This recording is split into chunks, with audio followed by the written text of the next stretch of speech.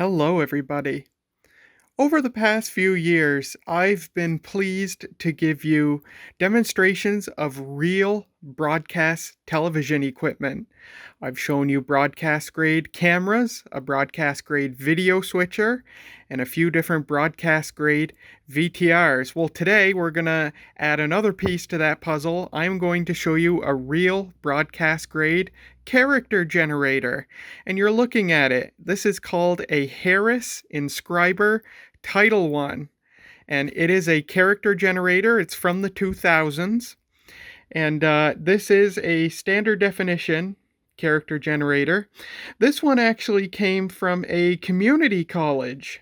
A community college who did, and I believe still does, have a broadcast television or a television production or general video production program.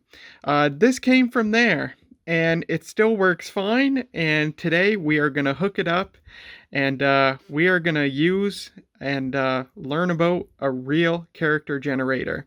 I believe we at the station was given it from this community college a few years ago.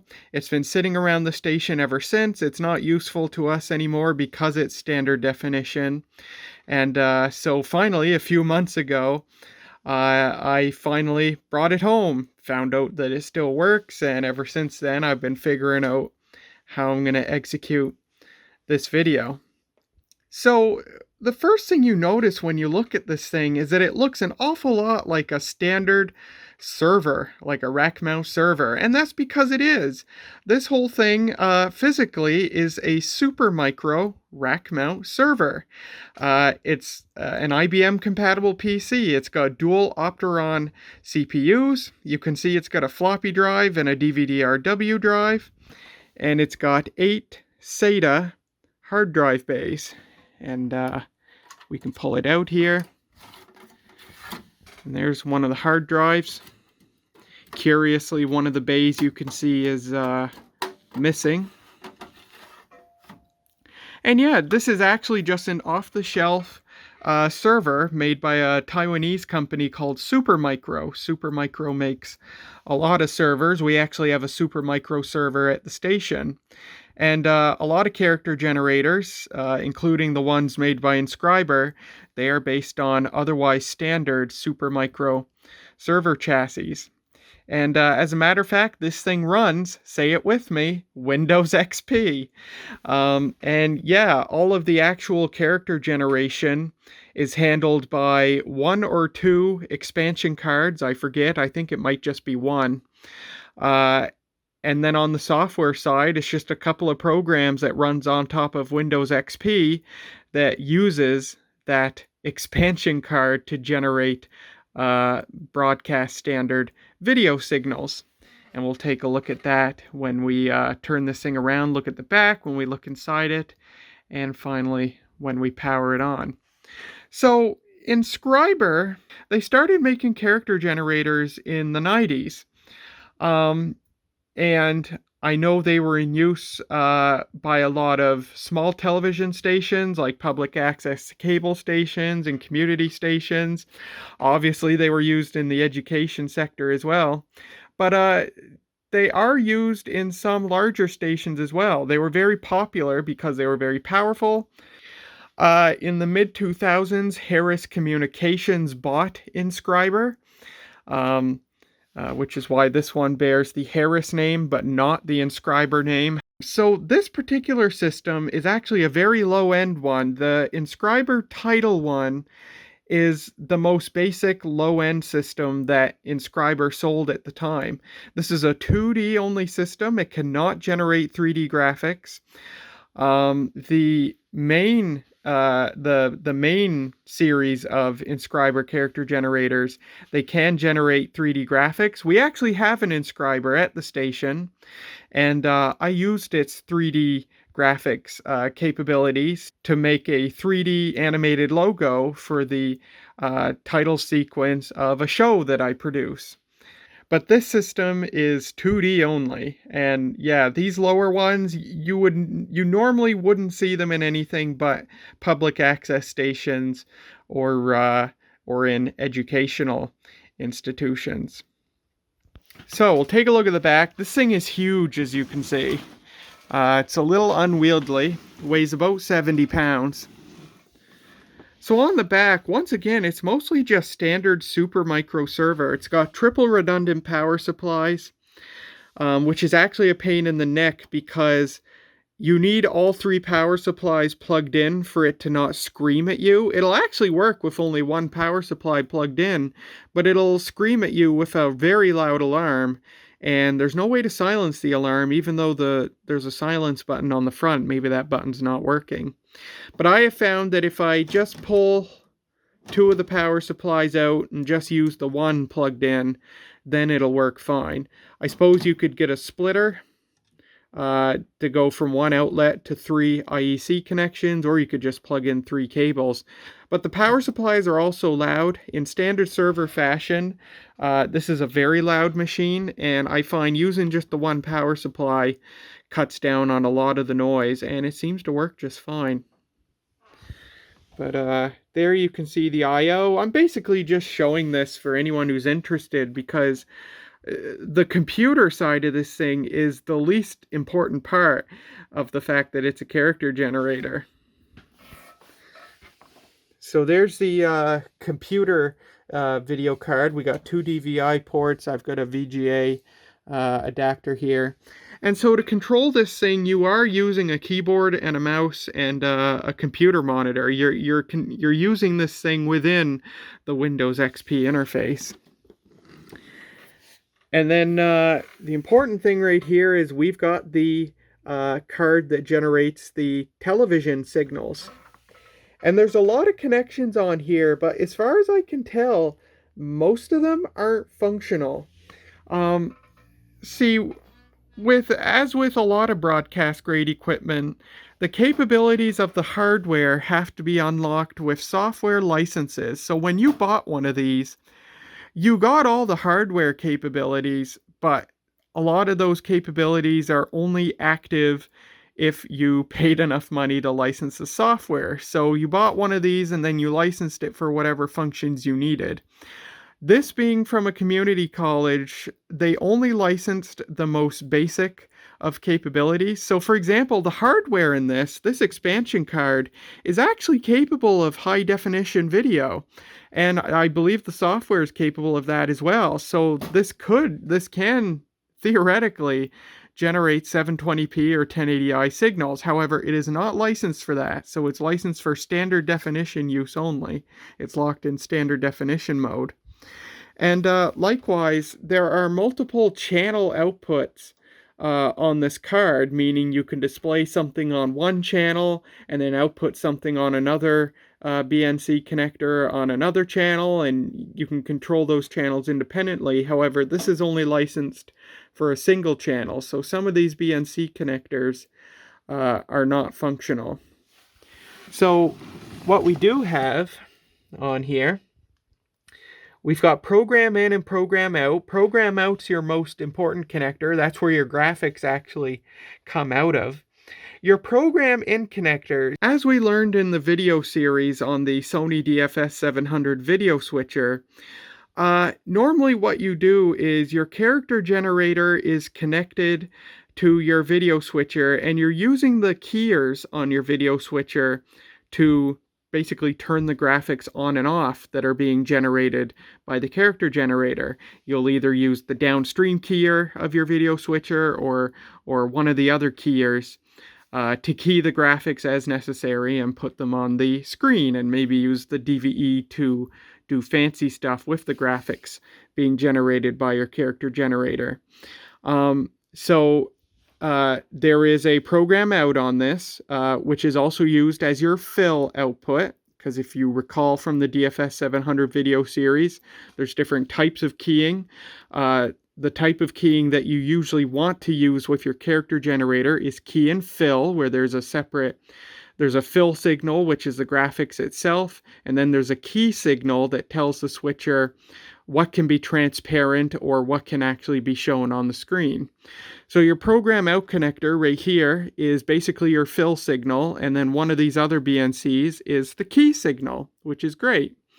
And that's how you'll usually use a character generator. But this particular character generator also has a program input. And so another way you can use this, although I've never heard of somebody using a character generator this way, is you can have this entirely downstream from your video switcher. And what that means is you run the program out of your video switcher into this program in, and then the program out of your character generator is what's going to go out to air. So your character generator is entirely downstream from your video switcher. You're not using the keyer on your video switcher or anything. That's a weird way to do it. I've never heard of anybody actually doing that, but that's a way to operate this thing if you want to. Now, unfortunately, I was quite excited at the thought of being able to demonstrate key and fill keying using this thing connected to the DFS 700, and we will connect it to the DFS 700 and use it with the DFS 700 in this video. However, I'm not going to be able to use this with key and fill keying. And that's because the Sony DFS 700, of course, the video inputs on it are SDI, and the video outputs on this are SDI, of course. But the downstream keyer key input on the DFS 700 is composite. It's not SDI, but the key output on this is SDI. So the key output on this is not compatible with the key input on the DFS 700. And that's just the way she goes. The DFS 700 is several years older than this thing. Composite key signals would have been more common by the time this thing came out. Obviously, it must not have been as common. But unfortunately, we're not going to be able to use key and fill keying.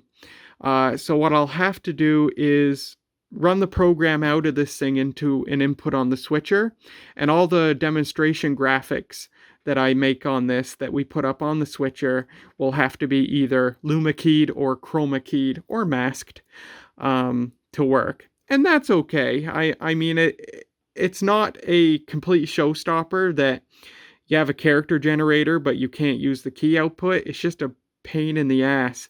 But we can still demonstrate this thing properly using luma or chroma keying. So we got our program in, we got our program out.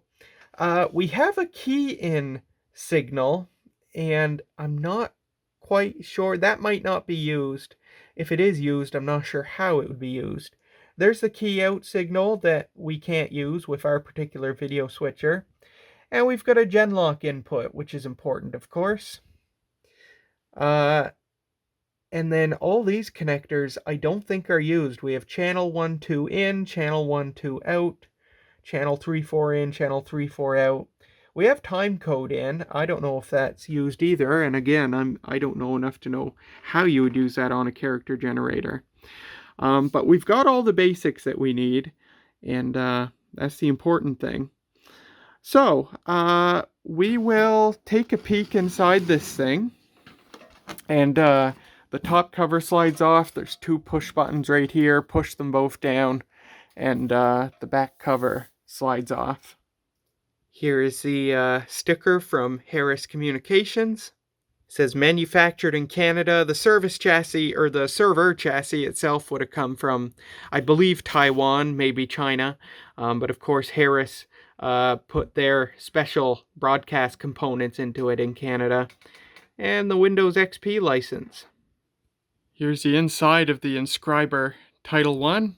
You can see our dual AMD Opteron CPUs. We've got 1 GB of DDR RAM, and that's ECC RAM. And I'm seeing some 2005 date codes on this thing, so that's probably when it was made.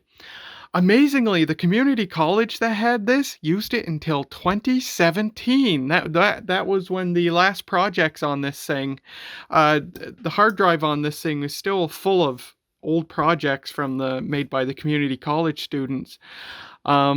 Yeah, 2017 was when they finally stopped using this thing. It's got an an NVIDIA Quadro FX 1500 GPU. And here is the special broadcast video generator card made by Harris. Possibly based on a Matrox card, not sure. A lot of broadcast stuff, character generators, video playback systems. The cards on them are usually made by Matrox. Matrox makes a ton of specialized video cards for generating broadcast video signals. Now, as I said, this is a standard Supermicro server chassis. However, the actual hardware, like the motherboard, is basically a nerfed version of a server motherboard. So for example, this server has 8 drive bays. You can see the 8 SATA connectors here that would all connect to the motherboard. But the motherboard itself only has 4 SATA connectors. And the motherboard's missing some other functions that an off-the-shelf Supermicro server would have. So my guess is that when someone like Inscriber comes to Supermicro and says, hey, we want to buy some of your servers and turn them into character generators, Supermicro probably installs this watered down, not really server-ish motherboard just to make it more cost effective, because obviously Inscriber didn't need all of the server capabilities. They just needed something reliable that could mount in a rack, hold at least a few hard drives if needed, and had really powerful hardware, which this certainly does, being dual CPU.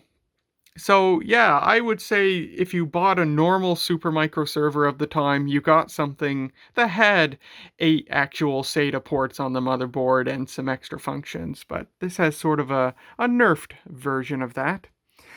Now, when I brought this thing home, something big was rattling around inside it, and I was quite amazed when I opened it up, because rattling around loosely inside it was this socket 478 cooler. Why? This isn't even an Intel system. Why is there an entire Pentium 4 cooler? It was like wedged in right here and like knocking around when I was bringing this thing home. Why? Who put a socket 478 cooler in here, and why? I don't get it. The other weird thing was that there were no SATA cables in here. Someone robbed the SATA cables out of this. So clearly somebody was robbing parts out of this, and they probably robbed the missing hard drive bay. I don't know, but luckily I was able to get this working. None of the crucial components were robbed out of it, which is good. I added this fan right here. When I got this thing and I turned it on, this thing generates an enormous amount of heat. And I found when I first started using it that it would get so hot, this thing generated so much heat that with the cover on it, the cover would get almost too hot to touch. And of course, the only exhaust fans are on the power supplies. And the heat coming out of the air coming out of the power supplies was insanely hot. And I don't know if that's how this thing always was. Like, if it is, I can't believe that it's still working today, especially given it was made in the era of bad capacitors. And luckily, all the capacitors still look fine. But yeah, this thing just got insanely hot, and as a result, it got insanely loud, because the power supply fans and the CPU fans, they're all variable speed, but a few minutes after you turn this thing on, everything would ramp up to full speed, and it was insanely loud, and it was not pleasant to be around. So I added this little fan, which came off of a computer that I had almost 20 years ago. And just this one little fan changed everything. This thing runs so much cooler now. It doesn't get hot to the touch anymore. And it stays quiet now, or at least as quiet as you can hope for a rack mount server to be. All because this one little fan is allowing this thing to exhaust the hot air so much better. I don't know if this had more fans in it and somebody robbed the fans out of it, just like they robbed the SATA cables. I don't know. Maybe this thing used to be full of fans. I don't know, but it's doing a lot better now that I've added that fan, which is great. Over here, you can see it's got an internal USB port, and plugged into that is this. This is not a USB flash drive. This is a security dongle. And this is once again really common on broadcast video equipment. This is what provides the software licenses that are needed to tell the machine what capabilities it's allowed to have active. So here you can see it says TitleOne SD. So this is for the TitleOne version, the nerfed non-3D version of the Inscriber software, and standard definition only. The software the thing will boot up without this plugged in, but the software, the actual Inscriber software, will not start. If it doesn't find the dongle, it'll just say dongle not found and refuse to start. That's just normal in the broadcast industry. Your dongle always needs to be plugged in. And if the original owner of this, or, if anybody who owned one of these decided, later on that they wanted to add more capabilities of it, they would have basically paid Inscriber money, and Inscriber would mail them a new dongle that had the extra licenses for the extra features that they bought. That's how that works. But there you can see where our, it's a IDE DVD-RW drive, and our floppy drive where that all plugs in, and then the back plane for the hard drives. So this thing actually has, I got it with two hard drives, one which had Windows XP and all the software on it, and the other one which was blank. And I can only assume that the hard drive bay that's missing from here would have been like a RAID 1 member, because I can't imagine that Harris would have sold this with just a singular hard drive holding all the software. They would have allowed for some redundancy there in case a hard drive failed. So my guess is someone removed this hard drive, because you can see this is bay number 0 and this is bay number 2. I actually moved this bay from here to here. So the bay that was originally stolen, or I shouldn't say stolen, but robbed. So I got this thing. So I got this thing like this, and this drive was missing. So my guess is that that the main hard drive was a RAID member, this missing drive was another RAID member, and then this drive was just for extra storage. But somebody stole it. So I got this thing with just the one hard drive, which was thankfully still working, because if I had gotten this thing with no software, that just wouldn't be the end. It would just have been the end of it. I can't go to Harris and ask them if they can mail me a software restore DVD for a 20-year-old Inscriber. It's just not going to happen. So yeah, I'm glad the one hard drive survived, and I have backed it up.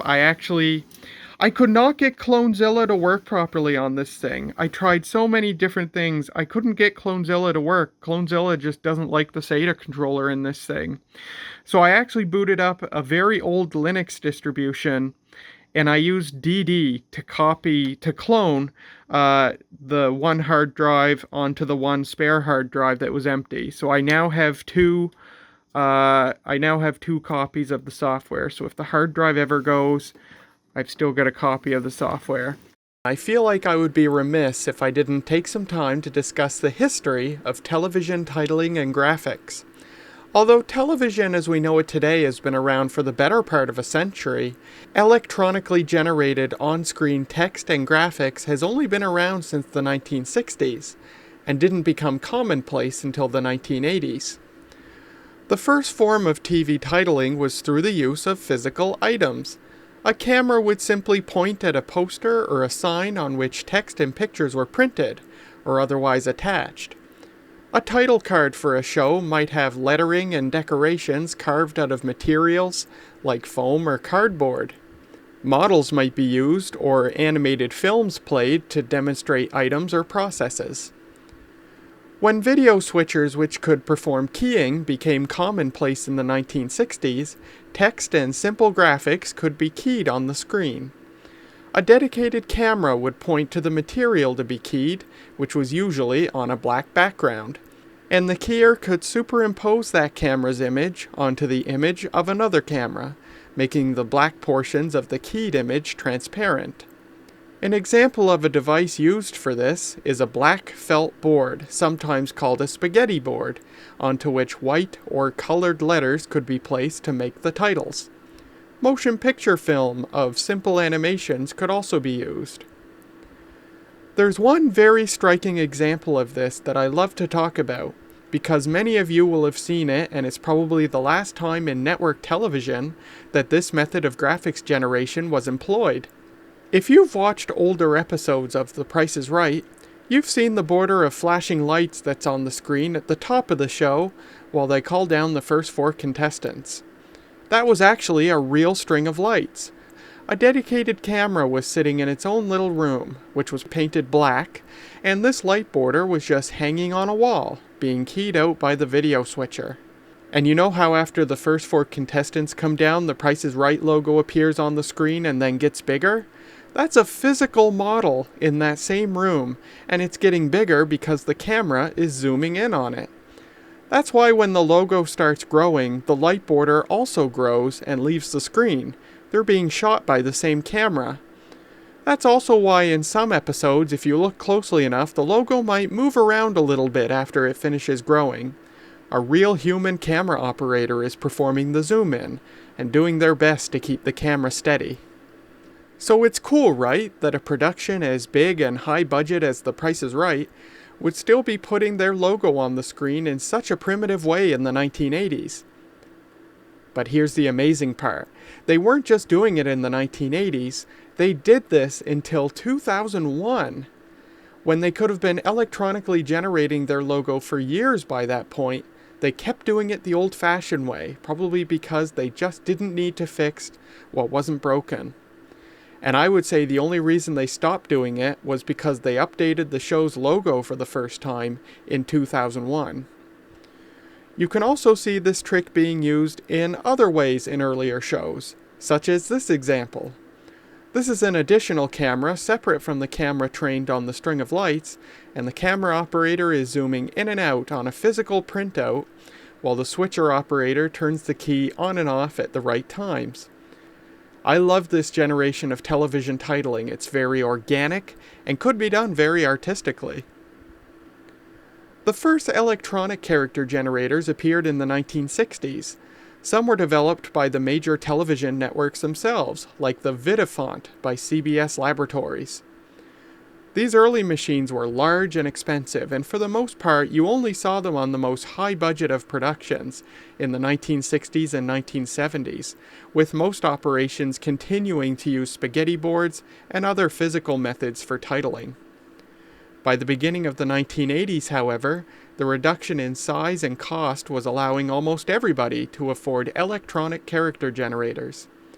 This was especially helped by the use of microcomputer technology. Some low-cost character generators, like the Sony SMC-70, were little more than consumer-grade microcomputers with extra hardware installed to display their output as a standard television signal. Perhaps the most famous example of this is the Amiga video toaster in the 1990s. There was definitely a transition period between using physical objects for titling and using a character generator. It's easy to find recordings of productions from the 1980s and even later, where a CG was used for general titling, but then something like a digital clock would be keyed in to provide a countdown timer. And the rest is history. Today, character generators that can generate live animation and 3D objects are trivial. High-budget productions are using augmented reality to do things like map lines and markers onto a sports field, live. It's very cool. So, back to our character generator from the mid-2000s. I've got it mounted in this lovely rack that I was able to get recently with a bunch of other stuff. So, We're going to be using this in conjunction with the Sony DFS 700 video switcher from 2000. So I've got the program output of the character generator running into one of the video inputs on the switcher. And we need to genlock this thing. Now, I just learned in the course of taping this video that the genlock input on this thing is bad, which is very unfortunate. The connector has physically gone bad. It doesn't keep a solid connection. You have to like put a strain on the cable like that to make it connect. And the expansion card's obviously a multi-layer PCB, and these BNC connectors are just big hunks of metal, so I can't with my equipment desolder that BNC connector and swap it out for another unused one. So I can't use the genlock input on this thing, which would have really, well, it would have killed how I wanted to hook this thing up. But luckily, the Inscriber hardware and software were engineered in such a way for redundancy that if there isn't genlock at the genlock input, you can actually use the program input as a genlock source. So that's what I've done. This is the program input, and I've got it running to the clean output on the switcher. And the reason I'm running it into the clean output is because while the genlock input is an old school black burst input, and this switcher provides a black burst output, the black burst is a composite video signal. But the program input obviously wants SDI, so I need to run a proper SDI signal into it. Now, unfortunately, the Sony DFS 700, it's a beautifully effects-rich switcher, but you trade for all of that really rich effects capability by trading off some basic video switcher capabilities. One of those being this switcher doesn't have an auxiliary video output. If it did, it would be perfect. I could just set the auxiliary output to black and it would make a perfect SDI genlock source. But this switcher doesn't have that. So the best I've got is using the clean output, which basically mirrors the program output but without any keys applied. So there's gonna be like the camera signal and actually the Inscriber's output itself running through this cable into the program input, but I've tested it and the Inscriber doesn't seem to mind at all. So this thing does play nice with the video switcher using the clean out as a program, or as a rather a genlock source, which is good. And other than that, I'm gonna have a camera plugged into another one of the switcher's inputs so that we have something to key our graphics on top of. And then the program output of the switcher is running into that Sony DSR-70A DV-Cam VTR. Don't worry about that guy, we'll make a video about it someday, but for now, it's going to be recording the program feed for you guys. Now, something else I want to do is, obviously, in addition to the graphics output by this thing, it's got a user interface that's within Windows XP. So I want to have a direct feed for you guys so you can see what I'm doing in the user interface. So to do that, I'm going to be taking the VGA video output, which I'm converting from DVI, and that VGA signal is going to be going into that Extron VSC 500 video scan converter. This guy takes the VGA signal and converts it to component video. That component video is going to run into this Leech component to SDI converter.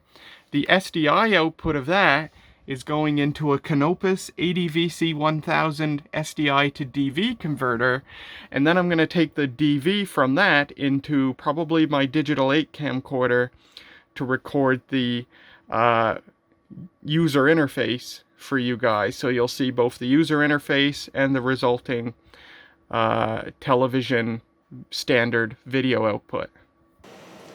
Alright, here we are. I've got the video switcher running here, the character generator not yet booted up, but you can see our video switcher running. So I will just boot up the character generator here, just so you can watch the boot up process for anyone who's interested.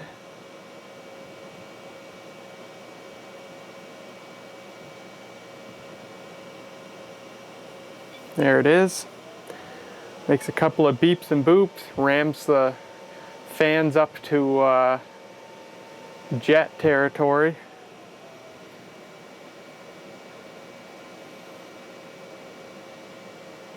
And there we are, good old Windows XP, because of course it runs Windows XP.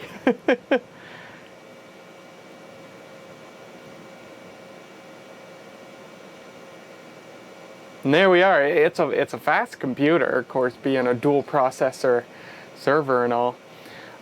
So we're just going to jump right in. We're going to run the Inscriber TitleOne software, which is what you do everything in pretty much. And there we are. So we've got a display field here representative of the television screen. It's got all these vertical lines and horizontal lines. They're all guidelines that I'm just noticing now and didn't think to get rid of, and I'm not sure how to get rid of them. But this green square is our safe area. Of course, back in the days of analog television, it was important to keep all of your graphics, all of the important parts of your graphics that you actually wanted the viewer to see within this safe area, because with all the conversions and then being transmitted through analog RF and who knows what the quality of the viewer's television set was like, you could bet that by the time your broadcast got to the television set, only the stuff inside this green square would be visible. And of course that's not really the case anymore today with digital high-definition television. So, the Inscriber software starts. You can't see it right now, but if I do this, you can see it puts this test card on the screen. I'm just going to hit clear on the user interface to get rid of that. And there's two program channels, and I'm still not clear as to if this thing's actually capable of outputting two different program channels, or if it looks like it is but actually doesn't because it's not licensed for it. I don't know, and that's sort of going to be the theme for this part of the video, is that this is just kind of not perfectly intuitive to use, and there's a lot of things that I just don't know how to do. And it's same for our Inscriber at the station. You know, when I made that 3D logo that I showed earlier in the video, that was a lot of cussing and you know, wishing I was doing something else while I was making that. And it's just me personally, I don't find the Inscriber interface to be all that easy to use. But I find the same with the Ross expression character generator that we use for our on-air live broadcast. So maybe I'm just not a CG person. But anyway, so we go to our text tool and we'll just type in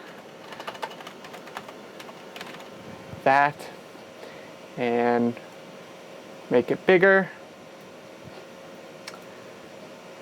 Put it in our safe area right here. And if I put the switcher into title mode and double click on our scene to take that, there we go. And our super is on the screen. It's easy as that.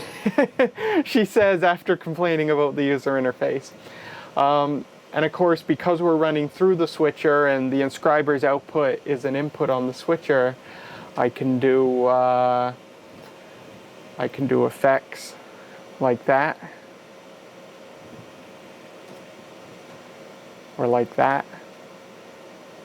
And this is being Luma keyed. If I do this, turn the Luma key off, you can see what the character generator is actually outputting is a black screen with the text on top. And then I've got to adjust the Luma key to make it work. We can add a pop of color here.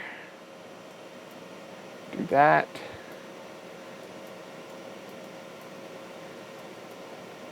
And that, double click again. There we go. What else can we try here? If I go to logos, logos is where you insert images. Right click to define, and let's choose our Windows XP setup background here. Let me just start a new scene here, and I'll have to define my logo again. And let's make this nice and big. There we go.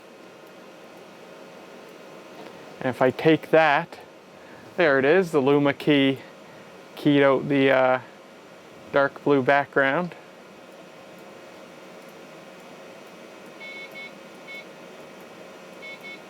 The Inscriber software is kind of smart in that it's not letting me drag it totally off the screen. It doesn't want me to make it lost. Take that, and there you go. Now, I could go to the sequencer, and this is where you'll actually set up your graphics to play live on air. So you'll make all the graphics that are going to be in the program over here, and then you're going to go in the sequencer and set up how you want them to come in. Is it just going to be a cut? Or is there going to be some sort of effect? Because the Inscriber can also apply effects to stuff. So for example, I can make my text, the Maritime Girl, we'll make that dissolve, and we'll do it for 30 frames, which is 1 second. And then this one, organic's pretty cool. Oops, organic, and I think it was number 21 was what I liked. We'll do that for 60 frames. And now if I clear my program and I click this little light bulb with the arrow, oh, it wants me to save it. Okay, test. And it says waiting for spacebar. So we're now live in my program, and when I hit the spacebar, that'll prompt it to take each of these scenes one at a time. So there you go, dissolved in the Maritime Girl. And if I hit spacebar again, or it looks pretty cool, the organic transitions. Now, I've been able to Luma key this stuff, but let's say, well actually, you know what, let's get out of here and we'll open up a project that I've been working on, my main workspace. I don't know why it's asking me this stuff, but if I hit yes, it'll make some of this stuff disappear. Clear the test card again. So you can see I've made some cool graphics here, and that's actually my favorite part of this thing, is that it can make some really nice, elegant graphics. Like you can see, first of all, you can apply a background, and I've gone with this 80s sort of tiles background, which you can select here, and I can choose different patterns. I can choose a color. I believe I can actually make it a gradient. Or maybe I can't. For text, this would make the text color a gradient, but it appears not to be working for that. Let me go back to where I had that, which was approximately here. And yeah, these squares, it's got predefined colors that you can choose, and it just looks really nice. So if I take that, oops, and turn my keyer off, and I'll just do that, you can see that looks pretty nice. I've got another version here. And if you look right here, if you recall my video on the Sony LMD 9030 and 9020 LCD professional video monitors, the thumbnail that I made for that video was actually made using this machine. And there it is. And I can key this out, of course. I want that. There it is. Now, if I go down here to this scene, which is one that someone at the community college this was originally at made, except I replaced the text here. You can see that it has a green background, and that's because, of course, this super has some black in it. So we want that black to be part of the super. But if I try to luma key it, it's just gonna start to cut this out. Actually, I can give it a try here. I'll give it a black background. Actually, it might be okay because the black parts of the super aren't totally black. They're a very, very dark gray. But if I take that, and you can see right here, part of it's cut out. But if I turn down my clip, it's not perfect, but that's not bad. Now, I really need to move this super down. If I go into my layer control,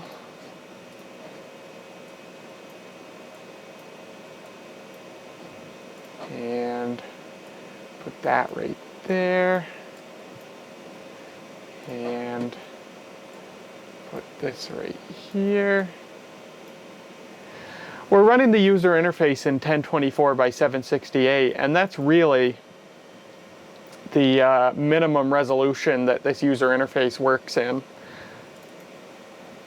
There we go, that looks a bit better.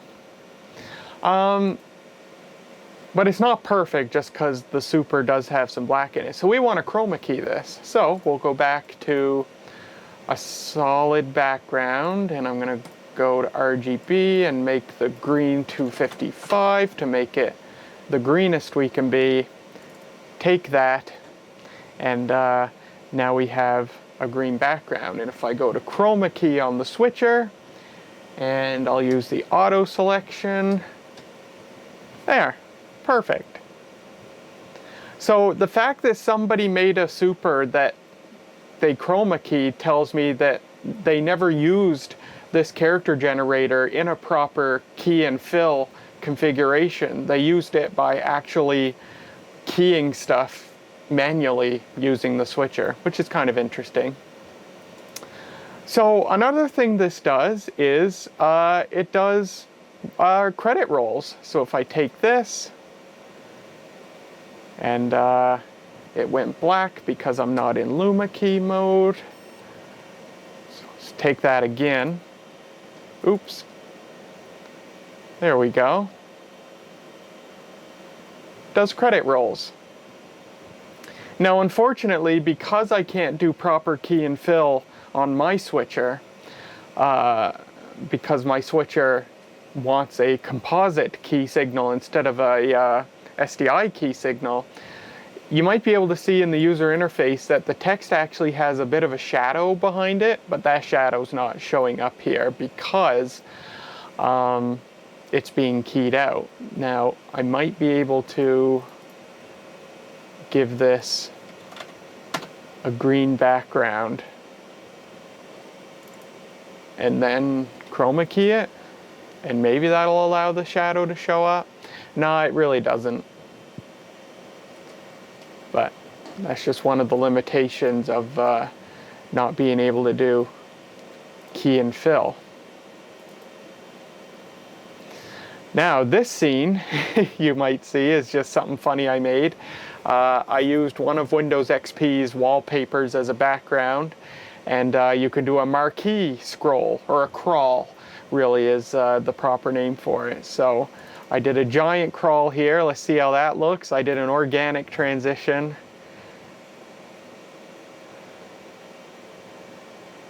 Flowers are evil.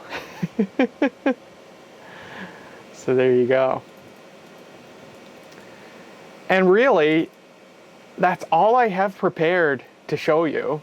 Something funny I can do here is if I do chroma key and I key out this green square. Hi, here I am. Does it work on the other colors? Now I'm over here. And this will probably kill the background. Yeah, it does. But you can see the possibilities, right? So unfortunately, it doesn't seem that I can, it seems I can only make these squares with these beveled edges. I just tried making like a circle with a beveled edge, which I thought would have looked cool, but it just doesn't let you do it. It only lets you do it with the square. And you have to do it by basically making any shape like that, and then clicking one of these little presets, and it makes a square with the beveled edge. And I'll turn the shadow off because that's not useful to us. And I can turn up the edging just like that. I can give it rounded edging, which looks like that, kind of looks like a tube going around the outside, you can see. Or actually, there's a tube option. There you go. Like that. And actually, if I do this, and then, oops. Oh, crap. Well, actually, that's good. If I do this, and it has a drop shadow, and I do that, you can actually see the drop shadow of the yellow square on top of the green square. So it works when it's an item on top of another, or an object on top of another object. But objects that are on top of the live video input, the camera in this case, the drop shadow doesn't work. So really, that's all I know how to show you. There's a lot that this thing can do, but I haven't bothered learning it all just because I don't enjoy using this immensely. It's just it's a little aggravating to use sometimes, and it's not always intuitive to me. It's got a lot of default or you know, templates stored here, including ones, or mostly ones, that were made by users at the institution this came from. But yeah, a lot of them don't work now because the assets are missing. But you can see where there would have been like a weather display.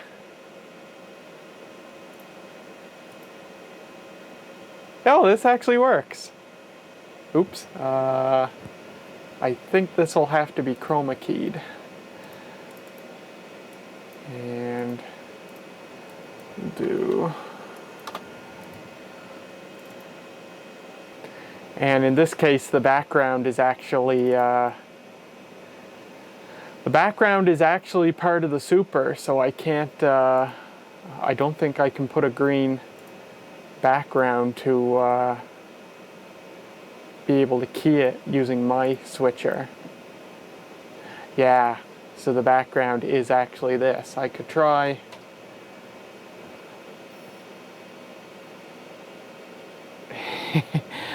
I can kind of make it work like that. So this is actually, yeah, so this actually has some built-in graphics. This is like, yeah, this is stuff that Harris actually built into it.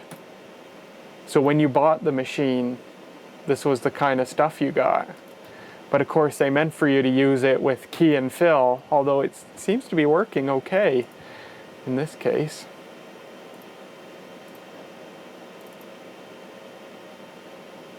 That one definitely doesn't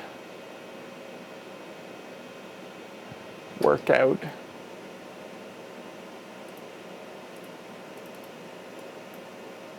Oh, this one will actually work for chroma keying. So if I do that, and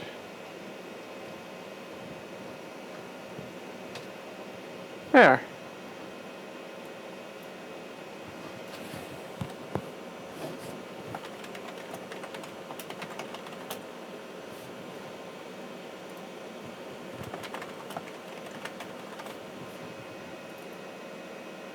Perfect.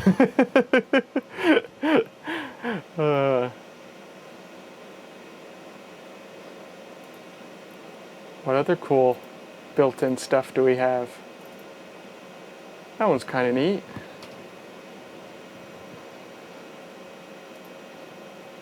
Very sportsy type stuff. This is actually kind of cool. That's a whole slide there.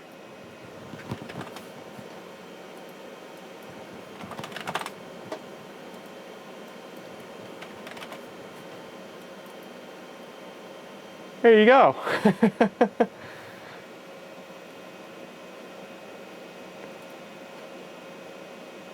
And it does have a credit roll, a full screen credit roll.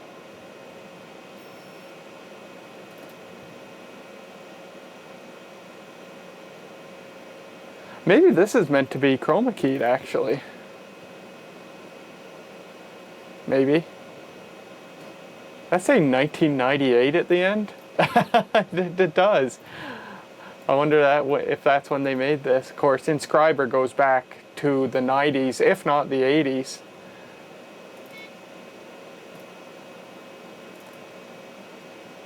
Here's one that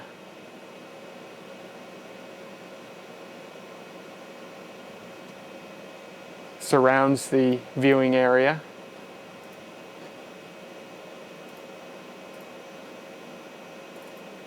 This one's cool. And you've got a basic lower third. This is my first time actually looking at it, the built-in stuff that they give you.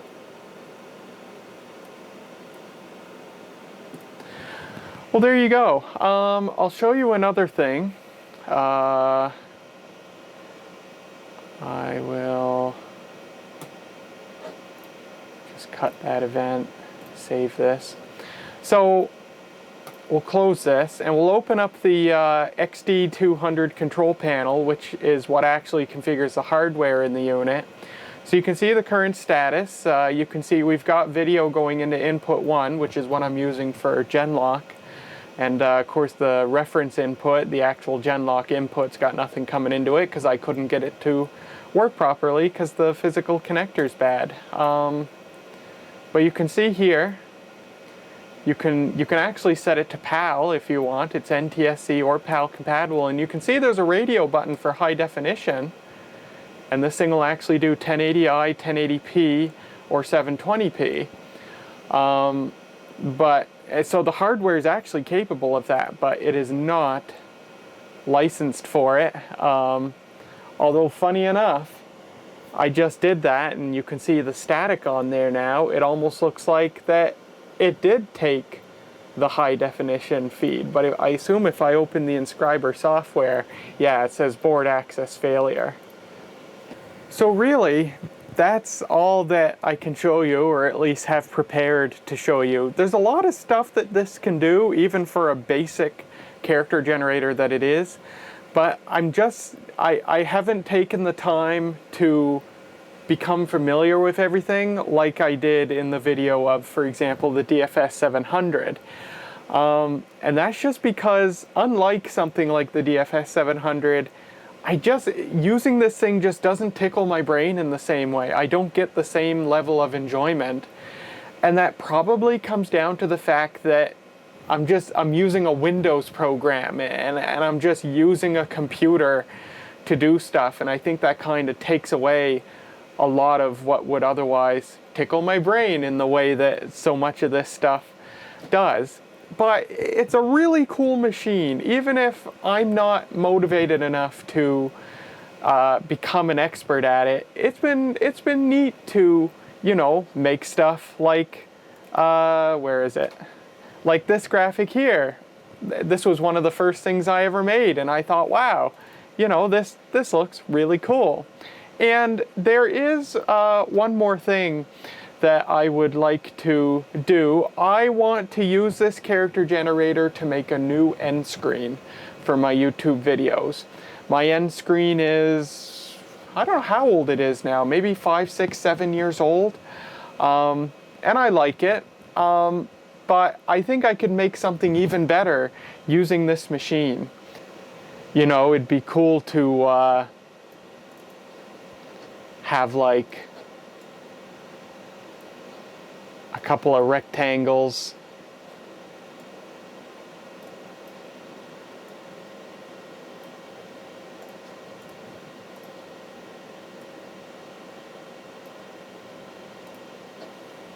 For the, you know, the suggested videos, and then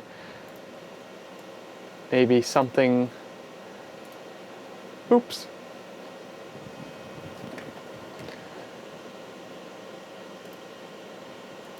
Something like this for the subscribe button, and then put, you know, a background of some sort behind it all. I don't know. I'll have to figure it out. But yeah, that's what I would like to do, is make a new end screen with this thing. And after that, I might just see if we can give it away to someone who wants it. But there you go. Well, everyone, that's all there is to show of the Harris Inscriber TitleOne broadcast character generator from around 2005. I knew going into this that I probably wasn't going to be able to demonstrate this thing as much as I otherwise would have liked to. The fact is, I just don't get as much enjoyment. I don't have as fun of a time using this thing as I do using something like the DFS 700 video switcher. It's a very powerful piece of equipment. It's a very cool piece of equipment, but it's just not something that I want to use for fun. But I hope I've been able to show you guys at least some of the cool things that this can do. And so my plan is, as I said, I think I want to try my hand at making a new end card for my YouTube videos. The one I've been using is 7 years old now, and I think I could make something that looks really nice using this machine. And so that's what I plan to do. But after that, I don't see myself using this anymore. And so my plan is to get rid of it. I'm going to see if we know anybody who might want to take it off our hands. Barring that, I mean, this thing is so big and so heavy, and that's the other reason that I really don't want to keep it, is that it's huge and very heavy and difficult to move around when I need to do so, and it's loud and everything else. So I'm going to see if we know anybody who might want to take it off our hands and play around with it. Barring that, if any of you guys want this thing so badly that you're willing to pay possibly $200 to get it shipped, send me an email, themaritimegirl@hotmail.com.